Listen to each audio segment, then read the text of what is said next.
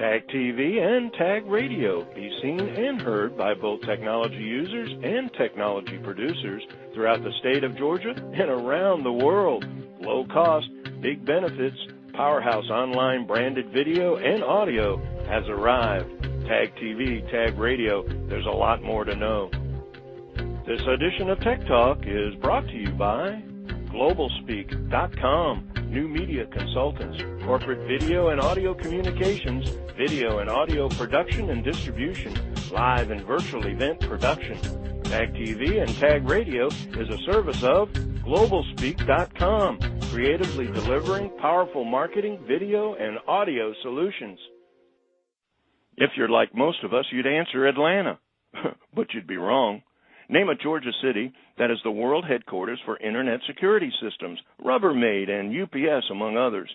A once urban neighborhood that is now a city that has more available office facilities than the entire city of Jacksonville, Florida.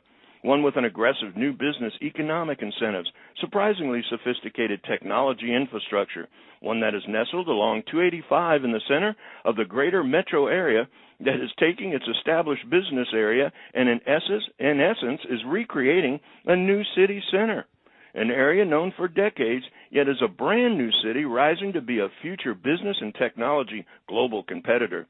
Greetings, everyone. It's Thursday, January 25th, 2012, and this is Tech Talk with Technology Association of Georgia President Tino Mantella. I'm your guest host, Frank Baia. Up to the Tech Talk, Gabriel Sterling, City Councilman, Sandy Springs. That's right, Sandy Springs, a traditional mainstay hometown that's transforming itself into one of the most impressive and surprisingly fast-growing new cities in Georgia.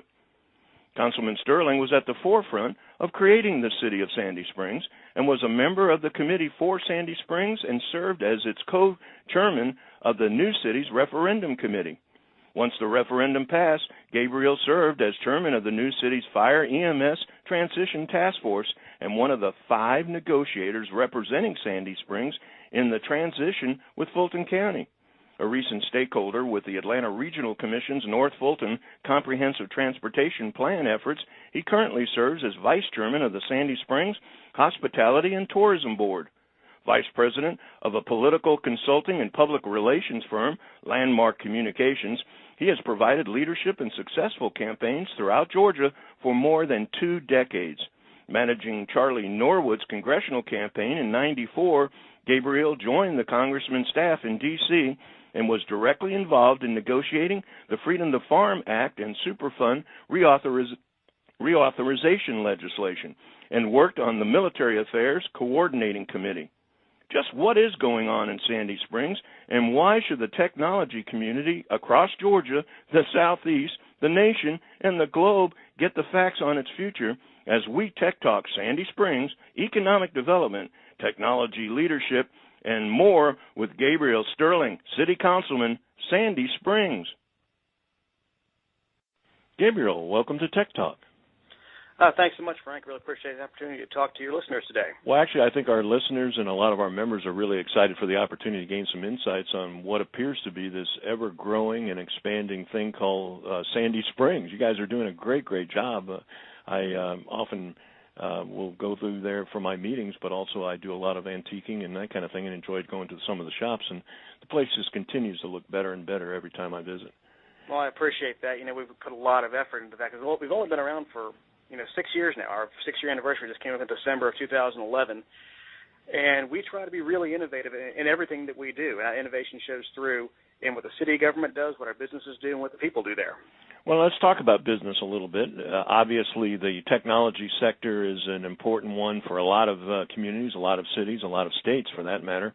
Let's talk about Sandy Springs in particular, and how do you define economic development, and really maybe go into what does it mean directly as far as relating to city government? Well, obviously, economic development is the driver for what allows your businesses to come in and grow your tax base. And for city government, it means dollars. And when you have a thriving business community, it means you can keep taxes lower on your homeowners out there.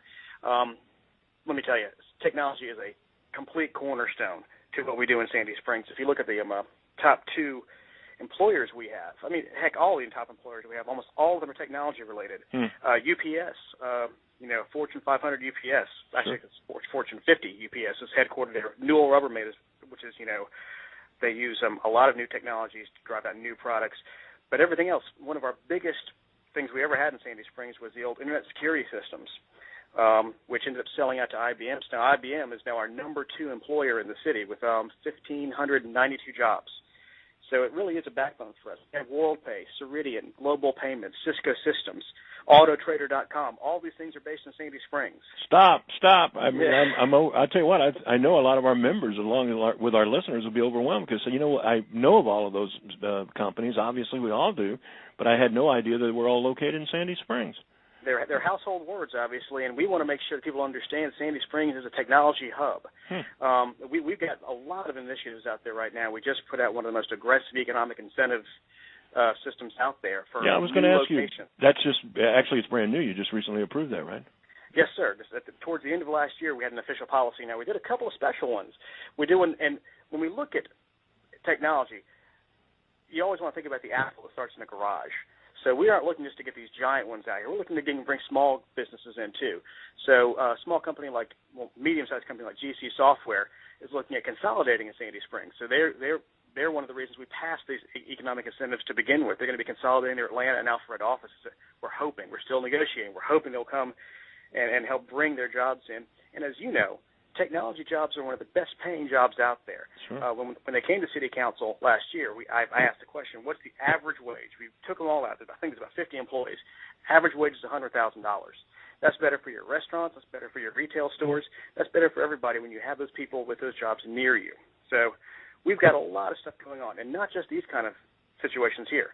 The Sandy Springs Chamber of Commerce, along with the Perimeter CID, has decided this year to go into making the Perimeter CID area, which is one of the largest office areas we have in the Metro Atlanta area, a hub for green energy technology startups. We're trying to bring them in there. And that's one of the cutting-edge technologies that are out there. Sure. And no one's decided what it's going to be yet. It is a blank slate. It's a universe that has a lot of movers. So, we're hoping to get all kinds here. Because I believe personally, I know that members of the City Council and the Mayor, when you bring technology groups together, they follow different trades. Another group we're working on is medical technology, because we always have Pill Hill with St. Joseph's, Northside, and Children's Healthcare all together. We have a lot of doctors all right there. Pill Hill's where we have a lot of those things. Medical device technology. When you get smart people in proximity to each other, sure. when they're going to the same restaurants, when they're socializing together, you get a lot of cross-pollination of ideas, and that's where some of the best ideas can come from, in the least expected places. So we want to make sure they're all coming to Sandy Springs. Well, once again, I'm just overwhelmed by the number of, health IT and the whole medical sector and that type of situation, all of the Internet security. When you talk, there's a movement on now. The Technology Association has been an evangelist in terms of where Georgia leads. And they've actually identified 7 vertical sectors, and I think you've named most of them being there in Sandy Springs. So I think it's a case where I wouldn't want to say the best-kept secret, but I think it's just one of those cases where, again, most of us kind of think of the center city or the center metro area for Sandy Springs, and not necessarily the broad breadth of all of these organizations. And like you say, those kind of organizations breed a depth of community where there's other opportunities for programmers and opportunities for other services that support either services to those larger organizations, or, as you point out, there's additionally either academia or other infrastructure that allows for other companies like this green movement that you're talking about. Let's mind a little bit and get a little granular as it relates to the more sophisticated technology infrastructures. As far as, are you finding more business asking for that as far as new construction requests? Or we're mainly getting, let me tell you something, one of the big incentives we have right now in our city is we have 18 million square feet of available space. That is the same as the amount of available space in Jacksonville, Florida right now. So if companies want to move in, we have the space for you. We have a lot of things that have been built out. We have a lot of fiber laid already. I think we are just behind maybe Alpharetta in terms of overall miles of fiber that are laid in our city. And we've been talking about expanding on that and getting fiber to tower and doing things along those lines over the next couple of years. It's a long-term commitment we have for a long-term play to make sure that we will be on the cutting edge of technology in Sandy Springs. Well, when you mention, obviously, the opportunities in terms of space, the opportunities in terms of some of the infrastructure, maybe go into, put on your actual economic development hat and go into the city's strengths in attracting new business. Get into maybe some specifics that some of our listeners who may even be considering relocation. Well, obviously, we would love to have that opportunity, and they can go to our award-winning website at sandyspringsga.gov. And if they go to the search thing under economic development, we have several incentives in there they can look at to say, hey, this is something we can take advantage of. And it's not, again, for the large businesses all the way through. We have opportunity zones where you can get tax credits for bringing as few as 2 jobs to them. 2 jobs. We have other incentives that we can waive up to hundreds of thousands of dollars of fees and impact fees if you're going to bring 15 jobs and do $1 million of investment for capital improvement to any facility you come to. So we've got there's a lot of space for us to try to move people into. And, we've made a commitment to the business community that we're going to help them. So we need them to come to us and say, hey, we need you to do this. And one of the things we're doing right now for our downtown area, we just started a request for information process. That area you're talking about, which people sort of define in their mind as that Roswell Road corridor. Yeah, that's exactly. We are looking for ways to do real redevelopment in that area. It's an older area, a lot of old infrastructure. It can require a lot of public investment, but we want to partner with our landowners and developers in the area to say, hey, where can we put our dollars, the city dollars, to help you get the right kind of clientele in here to lease these spaces or build out these things or tear down the old and build new. Well, but therein lies the challenge, though, I would guess. I mean, obviously there's challenges and there's opportunities, but you're taking an area with an established businesses and, in essence, recreating the area into a focal point. I mean, how do you do that?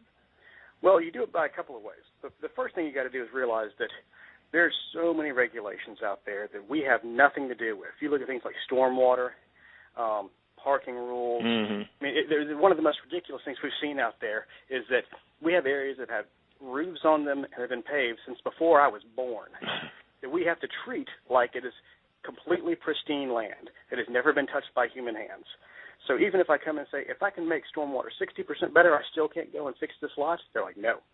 So what we're trying to do is be innovative, do joint detention, work with multiple landowners so that we can put together a water bank, which would allow them, if they come into redevelop an area, that they could buy into our water bank, and it gives them the credits and availability to do that kind of redevelopment. Without question, a lot of communities will often talk about being business friendly, but I think with some of the things that you're talking about, I'm just really overwhelmed, and I know some of our listeners are, not only with the assets that are already in place, but more importantly than the assets, the attitude. I think you got a real pro-business attitude, and I think an innovative and visionary kind of government leadership there that I think is going to obviously make things happen. Any other points you'd like to talk about while because we're unfortunately, as the good interviews, and we often say this, the time flies fast when we're getting great information, but the other side of it is any other points that you'd like to make before we end the program? Well, one of the things I'd like to do is to reach out to your technology partners out there and ask them, I've been working on an initiative to develop a one-stop shop for a small business person to come in, fill out one form online or at our City Hall, which will get them access to every form you need for the state, federal, local level at one time, one place. You get one ombudsman to kind of walk you through. Any ideas they have on how to integrate that and make it work properly would be helpful to us. We've got great IT partners with InterDev because, as you know, we are a privatized city. All of our stuff is done. We contracted out. We did a bid process. We saved $7 million last year alone by rebidding all of our services except for public safety. So we are always innovative, always forward-thinking. If anybody wants to come to us with a great idea or anybody wants to come to the city, they can contact our newest employee, Janae, over in the Economic Development Department. Like I said, you can go to sandyspringsga.gov, look under Economic Development, and that'll get the ball rolling for you. Gabriel, I'm just telling you, it's overwhelming. I know our listeners are going to be amazed. Again, it's news when you hear it, but putting all those dots together as well as you've done today, thank you so much, and thank you for taking so much time out of your busy schedule for joining us today on Tech Talk. Well, I appreciate the opportunity, Frank, and I hope all your listeners out there will go to that website and come on down to Sandy Springs.